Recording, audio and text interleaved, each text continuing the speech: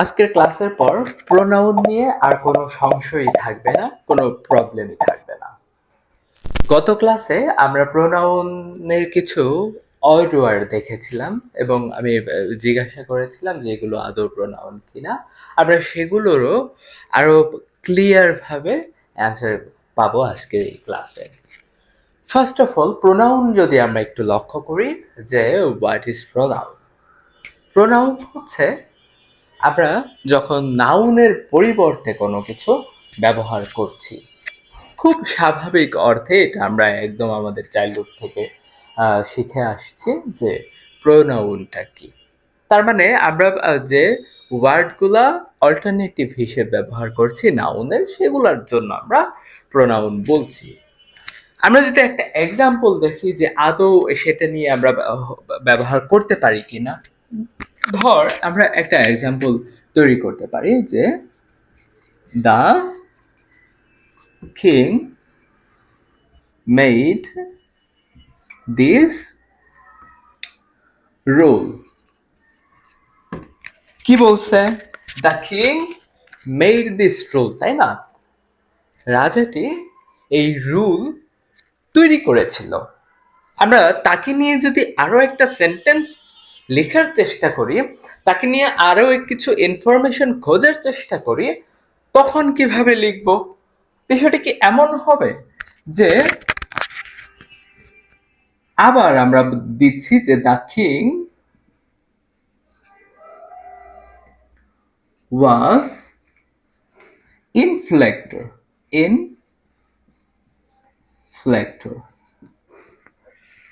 আমরা তার সম্পর্কে আরো একটা তথ্য নিলাম যে দ্য কিং ওয়াজ ইনফ্লেক্টর। ইনফ্লেক্টর মানে হচ্ছে নির্যাতনকারী, সে নির্যাতন করত, অত্যাচার করত মানুষদেরকে। ধর আমরা তাকে নিয়ে আরো একটা যদি এক্সাম্পল বা তাকে নিয়ে আরো একটা ইনফরমেশন নেয়ার চেষ্টা করি, সেক্ষেত্রেও কি আমরা এটাই লিখবো যে দ্য কিং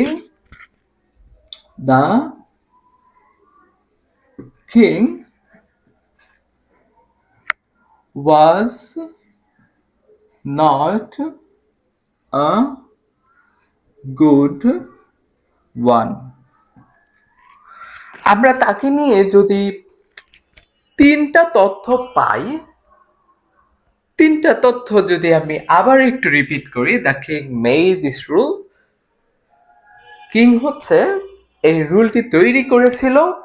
এরপর আবার বলতেছে যে দ্য কিং ওয়াজ ইনফ্লেক্টর, সে নির্যাতনকারী ছিল। আবার বলছে যে he was an a good one, সে খুব একটা ভালো লোকজন ছিল না। এখন কথা হচ্ছে এই যে আমরা বারবার করে যখন তার সম্পর্কে তথ্য নিচ্ছি, সেটি বারবার করে যখন আমরা এই যে কিং ব্যবহার করছি, দ্য কিং নতুন সেন্টেন্সের ক্ষেত্রে কেমন ওর শোনাচ্ছে না? ঠিক এই সমস্যার সমাধানের জন্য আমরা প্রোনাউন ব্যবহার করে থাকি। The king, as usually the king gender is male, and that's why we can use here instead of king he। এইখানেও হি, আমরা দ্য কিং এর জায়গাতে হি ব্যবহার করলাম, রাইট? বিষয়টা ঠিক এমনই। একদম প্রথমে যেটা বলেছিলাম যে নাউনের পরিবর্তে যখন আমরা কোনো কিছু বসাচ্ছি, তখন ওই অবস্থাকে আমাদের প্রোনাউন বলছে, এবং প্রোনাউন আমাদের বাক্যগুলোকে এবং যার সম্পর্কে তথ্য দিচ্ছি সেটিকে আরো বেশি মোহনীয় করে তোলে, যার কারণে অবশ্যই আমাদের প্রোনাউনের প্রয়োজন রয়েছে। আমরা আশা করি প্রোনাউন কি সেটি অলমোস্ট বুঝতে পেরেছি, সেটি নিয়ে আর কোনো সংশয় নেই। এখন আমরা গত ক্লাসে যে ওড ওয়ার্ড ব্যবহার করেছিলাম সেগুলো সম্পর্কে যদি কিছু কিছু করে তথ্য দেয়া শুরু করি। আচ্ছা, সেক্ষেত্রে আমরা যদি একটু আগাই, প্রোনাউনের যে ডিফারেন্সেস গুলো রয়েছে, তুই অবশ্যই জানিস যে প্রোনাউনকে আমরা প্রায় 8টি ভাগে বিভক্ত করে থাকি। 8টি ভাগের বিভক্তিকরণের মধ্যে সব থেকে বেশি আমরা যেটা জানি সেটা হচ্ছে পার্সোনাল প্রোনাউন। ওই যে যেটার অন্তর্ভুক্ত হচ্ছে হি, শি, যাই হোক আমি একটু একটু করে লিখে দেখছি কি হয় আসলে। কয় প্রকার প্রোনাউন হচ্ছে? প্রায় 8 প্রকার প্রোনাউন রয়েছে। এর মধ্যে আমরা যদি লিখি পার্সোনাল প্রোনাউন, পার্সোনাল প্রোনাউন, এর পরবর্তীতেই আছে demonstrative pronoun,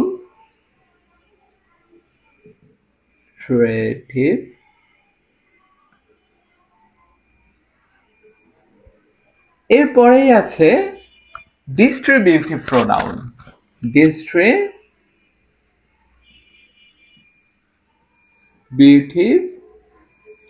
pronoun.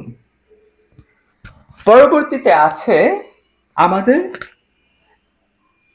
Interrogative pronoun, interrogative pronoun. দেন আমরা লক্ষ্য করি ইনডেফিনিট প্রোনাউন, ইনডেফিনিট প্রোনাউন। আমরা আরো লক্ষ্য করি রিলেটিভ প্রোনাউন। দেন আছে রিফ্লেক্সিভ প্রোনাউন, রিফ্লেক্সিভ প্রোনাউন। আর আছে হচ্ছে রেসিপ্রোকাল প্রোনাউন। অর্থাৎ আমাদের প্রোনাউনের যে ভাগগুলো আমরা দেখছি, প্রোনাউনে 8টি ভাগ। কি কি আমরা পাচ্ছি? Personal pronoun, demonstrative pronoun, distributive pronoun, interrogative pronoun, indefinite pronoun, relative pronoun, reflexive pronoun এবং রেসিপ্রোকাল প্রোনাউন।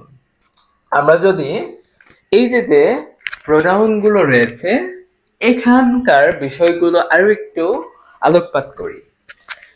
এই প্রোনাউনগুলোকে আমরা আরো যে ভাগে ভাগ করছি, কে কার মধ্যে বা কোন ওয়ার্ডগুলোর মধ্যে আমরা লক্ষ্য করি, কোন সময় আমরা এগুলো ব্যবহার করতে পারি। ম্যাক্সিমাম ক্ষেত্রেই আমরা এই ওয়ার্ডগুলো চিনি, কিন্তু সমস্যা হচ্ছে most of the students actually never know about the word of pronoun. এটা আমাদের একটা প্রবলেম। আসলে স্টুডেন্টের বাইরেও যারা এটা নিয়ে থাকে, অনেকের মধ্যেই এই সমস্যাটা থাকে আসলে। হাউএভার আমরা যদি আবার একটু পয়েন্টে আসি, পার্সোনাল প্রোনাউন। পার্সোনাল প্রোনাউনে আমরা সব সময় বাচ্চা থেকে শুরু করে প্রত্যেকেই জানে এই প্রোনাউনগুলো। হি, শি, ইট, আই, উই, দে, এগুলো আমাদের প্রোনাউনের অন্তর্ভুক্ত, পার্সোনাল প্রোনাউনের অন্তর্ভুক্ত। অপরদিকে আমরা যদি আরো লক্ষ্য করি যে ডেমনস্ট্রেটিভ প্রোনাউন, ডেমনস্ট্রেটিভ প্রোনাউনের মধ্যে আমরা কি কি দেখতে পারি? ডেমনস্ট্রেটিভের প্রোনাউন অন্তর্ভুক্ত হচ্ছে দিস,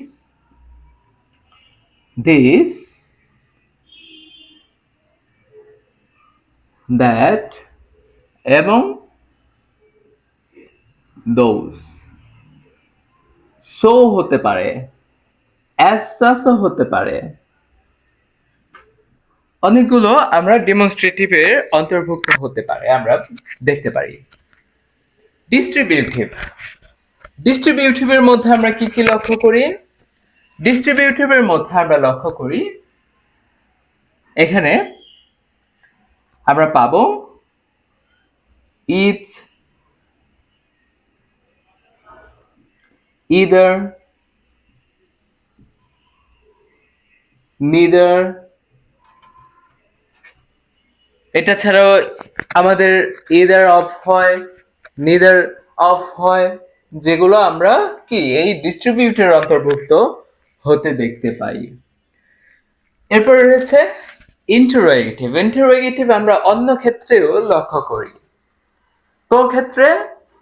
ওই যে আমাদের যে 5 ধরনের সেন্টেন্স রয়েছে সেইখানে যে ইন্টারোগেটিভ সেন্টেন্স দেখি, ইন্টারোগেটিভ সেন্টেন্সটা কি প্রশ্নসূচক বাক্য, রাইট? সো এইখানেও আমাদের এই ইন্টারোগেটিভ অর্থাৎ প্রশ্নসূচক কোনো কিছু যখন থাকবে সেক্ষেত্রে আমরা সেগুলোকে ইন্টারোগেটিভের অন্তর্ভুক্ত ধরব। কি হতে পারে? আমরা যদি লক্ষ্য করি হু, হুইচ, হুজ, হোম, হোয়াট, এগুলা কি? এগুলা ইন্টারোগেটিভ প্রোনাউনের অন্তর্ভুক্ত। এদের আরো একটা নাম রয়েছে, অবশ্যই তোমরা জানো, সেটি হইতেছে এদেরকে আমরা কি বলে থাকি? এদেরকে আমরা অবশ্যই কিছু কিছু ক্ষেত্রে ডাব্লিউএস কোশ্চেনও বলতে পারি, সেই সুযোগটাও আমাদের রয়েছে। অপরদিকে ইনডেফিনিট প্রোনাউন। ইনডেফিনিট প্রোনাউনের অন্তর্ভুক্ত আমরা কি হতে দেখতে পাই? এর মধ্যে all, one, many, few, এগুলো আসলে ইনডেফিনিটের মধ্যে আমরা দেখতে পারি। রিলেটিভ প্রোনাউন, কিছু সংযোগকারী শব্দ রয়েছে যেগুলো রিলেটিভ প্রোনাউন হিসেবেও আমরা এদেরকে উপস্থাপন করি ইন দ্য সেন্টেন্স। কি সেগুলো? এর মধ্যে আমরা দ্যাট দেখতে পারি, হু হতে পারে, হোম হতে পারে, হুজ হতে পারে, যেগুলো আমাদেরকে আবার রিলেটিভ প্রোনাউনের অন্তর্ভুক্ত হয়ে থাকে। এর কাজ হচ্ছে রিলেট করা। কাদের সাথে রিলেট করা? দুইটি বাক্য বা একাধিক বাক্য, দুটি শব্দ অথবা একাধিক শব্দের সংযোগ স্থাপন যখন করতে দেখি তখন সেই ওয়ার্ডগুলো রিলেটিভ প্রোনাউন হিসেবে কানেক্টেড থাকে। এবং রিফ্লেক্সিভ প্রোনাউন, এটা আমরা খুব সহজ করে যদি বলি, সেলফ যুক্ত যত শব্দ রয়েছে, সেলফ যুক্ত শব্দ কি রয়েছে?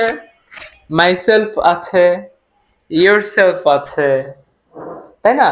এই শব্দগুলো আমরা রিলেটিভ প্রোনাউনের অন্তর্ভুক্ত হইতে পারে। তার মানে কি বললাম? যে মাইসেলফ, ইয়োরসেলফ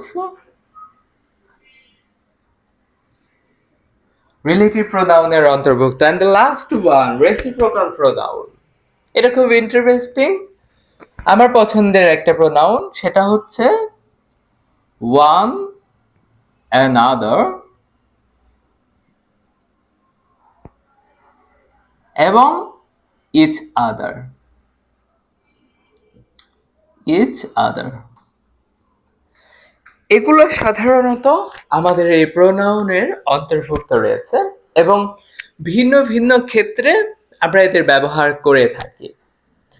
সব থেকে বেশি কনফিউজ তৈরি করে আমাদেরকে সেটা হচ্ছে এই যে আমাদের রিলেটিভ প্রোনাউন রয়েছে, এই রিলেটিভ প্রোনাউন এবং ইন্টারোগেটিভ প্রোনাউন।